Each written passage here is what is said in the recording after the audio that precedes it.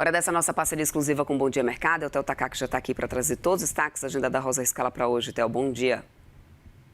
Bom dia, Débora. Vamos falar do petróleo. Voltou a subir ontem aí o barril do tipo Brent, superando novamente a casa dos US$ 90 e recolocando as preocupações com a inflação no radar dos mercados, diante de sinais aí de uma nova escalada da guerra no Oriente Médio. O prazo de 60 dias do memorando de entendimentos entre Estados Unidos e o Irã terminou sem que houvesse um acordo definitivo aí para encerrar o conflito.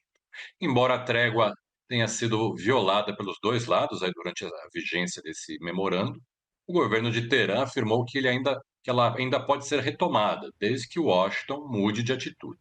Ao mesmo tempo, né, o Irã disse estar pronto para agir aí contra eventuais ataques dos Estados Unidos ou de Israel. Segundo a agência Reuters, o Irã decidiu passar de uma postura defensiva para totalmente ofensiva e estaria preparado aí para intensificar as tensões no Estreito de Hormuz, caso a diplomacia fracasse. Do lado americano, Donald Trump também elevou o tom. Além de dizer que não acredita que o Irã aceite os parâmetros necessários para um acordo, o presidente americano ameaçou bombardear o Omã, né, caso o país se intrometa nos planos dos Estados Unidos para o Estreito de Hormuz e afirmou que o governo de Mascate não tem se comportado bem. Trump voltou a defender que os Estados Unidos assumam o controle do Estreito de Hormuz e, questionado sobre a possibilidade de transformar o estreito em território americano, hipótese que já tinha sido cogitada por ele há alguns dias, o Trump respondeu que gosta da ideia.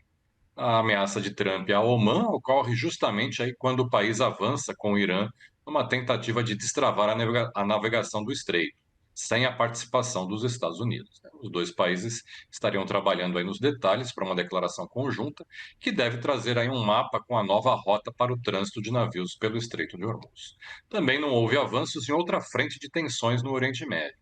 Após a reunião com Jared Kushner, o Benjamin Netanyahu disse que Israel não deixará Gaza até que o Hamas esteja completamente desarmado. Vale a gente lembrar que a retirada israelense e o fim dos ataques a Gaza e ao Líbano estão aí entre as condições que foram impostas pelo Irã para fechar um acordo com os Estados Unidos, Débora. É isso. E apesar desse novo repique aí do petróleo, né, Theo, o mercado doméstico segue acreditando que o Copom voltará a cortar a Selic em setembro, né?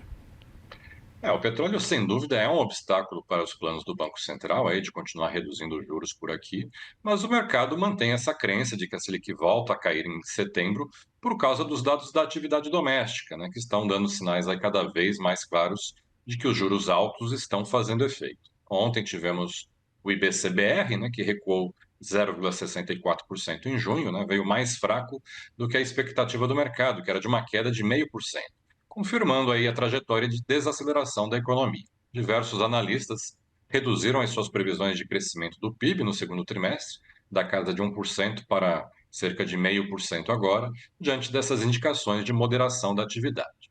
O que se observa é uma política monetária ainda bastante restritiva, mas que passou a atingir aí de forma mais direta as decisões de consumo e de investimento, trazendo junto aí riscos adicionais, como a deterioração do crédito e o avanço da inadimplência. Se um novo corte da Selic em setembro parece cada vez mais encaminhado, o debate sobre os passos seguintes do Copom já tende a ser mais complicado, né? O próprio presidente do Banco Central, Gabriel Galípolo, ele comentou ontem no evento do Santander que o Banco Central continua pilotando a política de juros em terreno contracionista, mas ainda diante de uma economia que opera a pleno emprego e com crescimento de demanda acima da oferta. Além da questão do petróleo e das incertezas sobre a guerra no Oriente Médio, o câmbio também passou a ser um fator aí de preocupação para os economistas, né? O pessoal do Santander, inclusive, disse que o dólar pode se transformar aí no fator central para definir se haverá espaço para novas reduções da taxa Selic no quarto trimestre.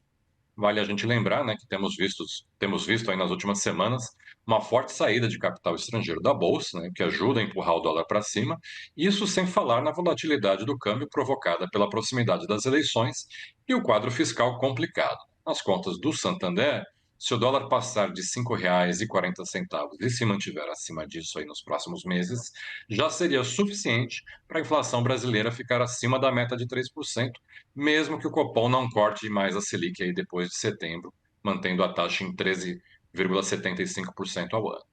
Uma reunião na semana passada aí com diretores do Banco Central, um grupo de economistas avaliou que há espaço para mais um corte da Selic em setembro, mas que o cenário para 2027 é altamente dependente do resultado das urnas e principalmente da disposição do próximo governo aí para conter a trajetória de déficits da dívida pública.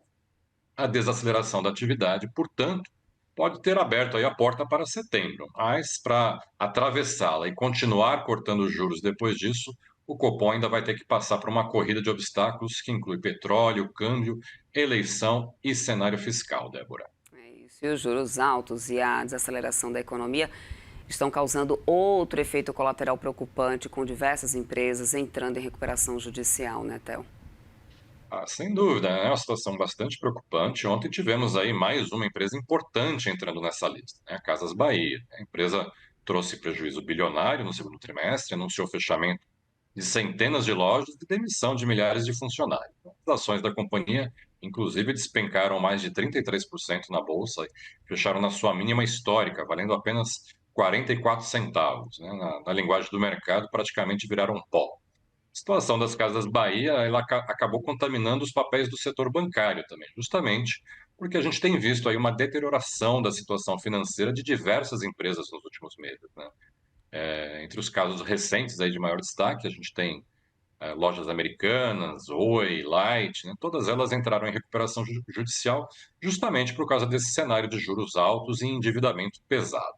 No caso das Casas Bahia, né, o pedido de recuperação judicial aponta que a dívida declarada aí do grupo chega a 17,3 bilhões de reais. Desse total, 2,6 bilhões são de dívidas ao Banco Digio, 2,4 bilhões com o Banco do Brasil e 1,5 bilhão com o Bradesco. Não foi à toa aí que essas ações de bancos acabaram apanhando ontem, né? O Itaú caiu 1,6%, o Bradesco recuou 1,9% e o Banco do Brasil afundou 2,3%.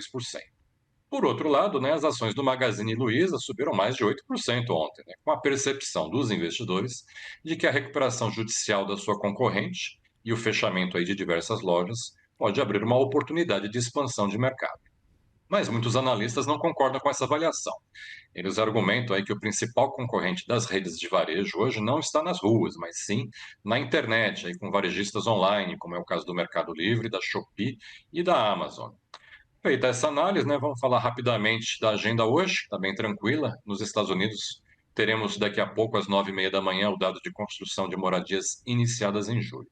Na sequência, às 10h15, sai a produção industrial e às 11 da manhã temos o dado de vendas pendentes de imóveis. Na Europa, saiu agora cedo o índice ZIL de expectativas econômicas na Alemanha, que subiu 7,9 pontos, atingindo 34,2 em agosto, ficando aí acima da expectativa do mercado, que era de 30 pontos, e também alcançando aí seu nível mais alto desde fevereiro. Na agenda de balanços, já tivemos agora cedo a divulgação do resultado da varejista americana de materiais de construção e produtos por lar, a Home Depot, que trouxe aí um lucro de 4 dólares e 92 centavos por ação no segundo trimestre, acima da expectativa que era de 4 dólares e 73 centavos por ação. A receita ficou em 47,86 bilhões de dólares, também acima do consenso, que era de 47,23 bilhões de dólares, Débora. É isso, meu querido. Muito obrigada, então, pelos destaques. Boa terça-feira para você. Até amanhã. Até amanhã. Tchau, Até tchau. mais.